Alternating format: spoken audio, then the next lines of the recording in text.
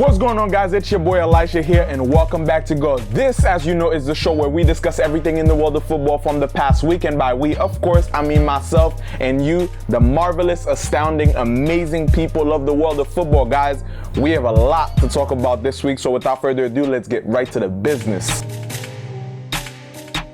Now, with everything that's been going on, and as you can see by the thumbnail and the title of this video, it's important to ask right now, does football care about racism?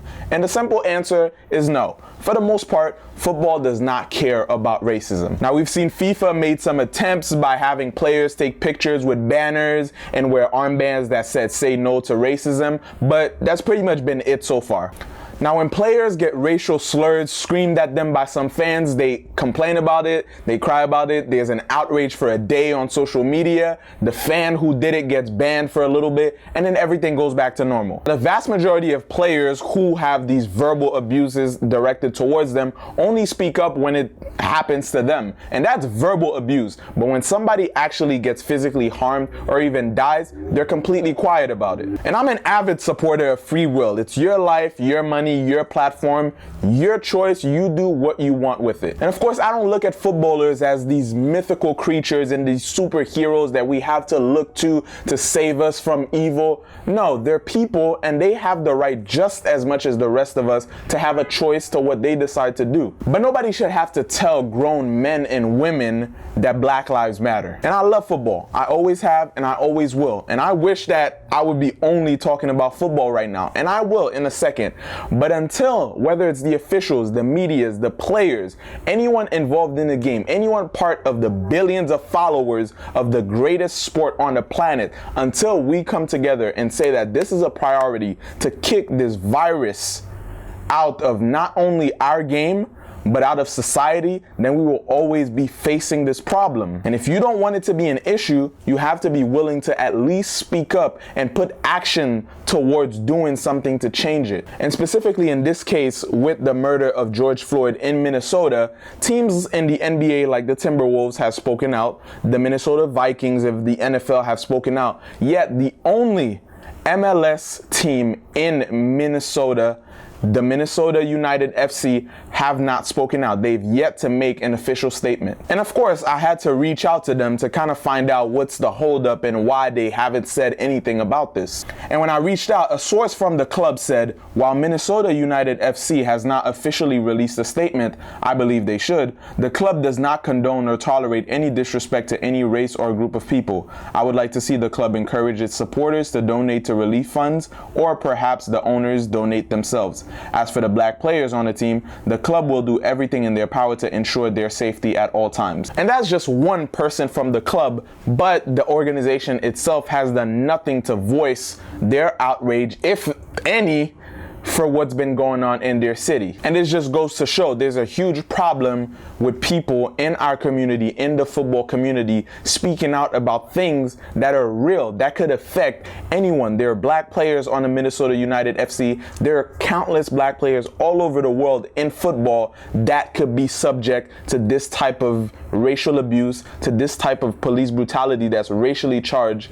They could be affected. And it shouldn't take having something like this happen to you personally for you to care about it. It's not just a black and white issue, it's a human's right issue. But although there's just a handful of them, shout out to everybody who from the football community decided to speak out. Wes McKennie, shout out to Wes McKennie, man, killing it over there for Schalke. Sancho, you have Marcus Thuram, Crystal Dunn, even Bellerin, a Spanish man who plays in England, is speaking out when And also shout out to everybody, whether it's Germany, Tokyo, South Africa, Ireland, in London, everyone that's been coming out in support of not just George Floyd, but Ahmaud Arbery and Breonna Taylor and anyone else who's been affected by racism just from civilians or from the police. Just a huge thank you to everyone who's had the guts and the courage to actually speak out about an issue that matters. But with all that being said, let's actually talk about some football. You know we got to take out the laptop. All right, now we are talking, of course, about the Bundesliga and the biggest game of this week, of course, the highly anticipated Der Klassiker, Bayern Munich versus Dortmund. Now, Bayern won that game 1-0. Both teams started out attacking. Both had clearances off the line, so it seemed like this was going to be a very high-scoring game. But after that first attack from Dortmund, it was pretty much all Bayern attacking for most of the first half. They just kept pushing and pushing and pushing. A pass from Müller to Kimmich, chipping it over Berkey and making it 1-0 for Bayern. It was the only goal of the game. And wait, was that? Breaking news. This is breaking news. Alphonso Davies is still fast as hell. Absolutely terrorizing Dortmund. This man is on fire right now, and we thought we were going to see a lot of the same things for Sancho and for Haaland, but Haaland was a little quiet during that game. He even came off injured at some point. Sancho came on at the second half, which it was a mess for Dortmund all throughout. They held their own. I mean, they still just conceded 1 goal. It was very tight. They had a whole bunch of opportunities, but for the importance of that game itself, like, yo, you trying to contend for a title, and right now the gap has extended to 7 points, and it's pretty much all Bayern right now. Like, it's gonna take a lot for them not to win their 8th or 9th consecutive Bundesliga title. But yeah, Bayern just keep extending their lead. Dortmund ended up playing their second game of the week against Paderborn, which was total annihilation. 6-1. They won that. The first half ended in 0-0, but in the second half, Dortmund pulled out all the tricks. And big shout out to Jadon Sancho, man, not just for scoring, first of all, his first ever career hat trick, beautiful hat trick as is, but also for showing big love and support by wearing the Justice for George Floyd shirt under his kit. And he wasn't the only player from Dortmund. Hakimi scored a goal and also revealed a shirt under his kit in support for George Floyd. So big shout out to the Dortmund boys, man. Big shout out to everyone in the Bundesliga, all 4 of these players who spoke out and weren't scared to actually voice their concerns and bring awareness to this pressing issue. Also, Bayern played against Düsseldorf. That also was complete annihilation, 5-0. God, put them out of their misery. Düsseldorf is facing relegation. 16th place. You put them against that attacking pirate in Bayern, that's what's gonna happen. Brazzers. Some people gonna get that reference. But even at 16th place, they were still able to put 2 goals past Schalke and defeat them in a 2-1 victory. Schalke cannot seem to win a game to save their life. Ever since the Bundesliga came out of quarantine, Schalke has been losing game after game after game. They're not scoring anything. They're losing by zip. Like, their attack right now is atrocious, and they still lost to Werder right after that in the second game of the week, 1-0. There needs to be a meeting at Schalke. Somebody needs to listen. If it's to remove the 0 in their team name, because that seems to be bringing them bad luck, do that. Do whatever y'all gotta do to remove that bad spell so y'all can start scoring again, because it's looking bad right now for them. But now moving on to Werder versus Mönchengladbach, that ended in 0-0 draw. Now Klaassen had a chance in the first half, early in the first half, that got deflected, but it wasn't enough to get past Sommer, who, by the way, had a whole lot of mistakes in that game. Like, Werder should have won. Should have at least had 2-0 the way Sommer was playing around. But it's still, they held their own, and it ended in 0-0. But Mönchengladbach redeemed themselves by playing against Union Berlin later in the week and winning that 4-1. Also, another big shout out to Marcus Thuram, not just for scoring a brace, but also taking a knee after his first goal in support of the protest that's been going on and in memory of George Floyd. But now moving on to Frankfurt versus Freiburg, which ended in 3-3. Now, finally, an interesting game, a high-scoring game, 6 goals in that together. That's what I'm talking about. Now we talking Bundesliga, okay? That's what I like to see. It was a whole lot of back and forth during that game. Very entertaining. You got Grifo with a beautiful solo goal inside the box to break the deadlock. Andre Silva responding 7 minutes later with a header. Neil Peterson responds right after that with a header of himself from a free kick inside the box. And Freiburg put themselves in a great position. 3-1 up. It looked like they were going to run away with it, get the 3 points, but two very crucial defensive mistakes ended up costing them the 2 goals and helping Kamada and Chandler equalize late in the game. Now that's what happens. You lose focus in the game. You think you kind of got it in the bag. You know what I'm saying? You're trying to pump your chest up a little bit. You think you're hot, but until that referee blows the final whistle, you gotta stay focused and make sure that you secure that 3 points. And that's kind of where they let themselves go and ended up giving it away. You didn't have to share points, Freiburg. You didn't have sharing is not caring in football. Get yours. Get the 3 points. That's what happens. You draw against Frankfurt and then ended up losing 1-0 to Leverkusen later in the week. When you have that opportunity to secure the 3 points, you have to make sure that you have it in the bag, because you never know. If you lose another game, then that's 0 points plus 1 when you could have had 4 points in a span of 2 games. That mental toughness, that focus is what separates a lot of teams. When the going gets rough, the rough get going, or whatever that saying is. But basically, stay in the game, stay in the zone for the whole duration of the 90 minutes. Now moving on to Leverkusen versus Wolfsburg, who won their game 4-1. Now Leverkusen got a nice goal by Prongosic right before halftime. Nice bouncing header to the left side of the goal. Keeper couldn't do nothing about it. But going into the second half, Wolfsburg was not with it. We gonna go. They had Al Pacino inside that locker room like, guys, fellas, life is about the inches in the game.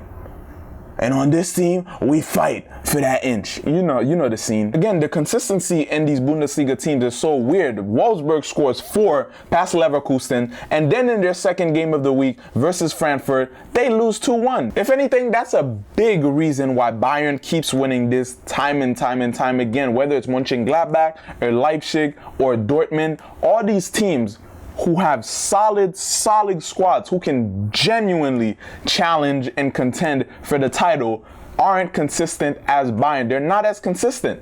Bayern will start the season on a limp. Okay, somebody's in front of them. They're kind of trailing back. They're trying to get forward a little bit, win some points, see if anybody slips up, and they always do. But then when Bayern is on that type of timing, when they're like, yo, we're ready to really go after our title and defend what's ours, they stay consistent and they continuously win games until their title is theirs. And that's why they keep winning it time and time again. Somebody! Oh, he needs some milk. Somebody, please. I don't care if it's Phil Jackson from the Chicago Bulls. I know he's a basketball coach. Come with the whole Native American and the Buddhist, the focus, the meditation thing, whatever they need so these teams can actually get it together and have the mental toughness to go and win it for Bayern.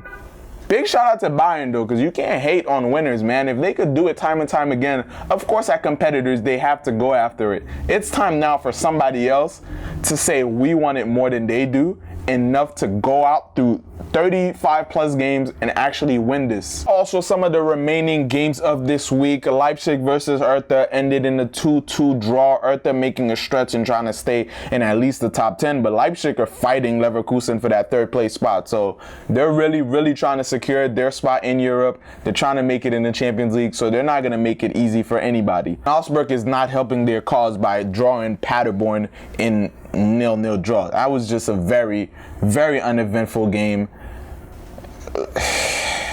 Y'all are killing me, Bundesliga. Y'all killing me. I love Germany. I love y'all.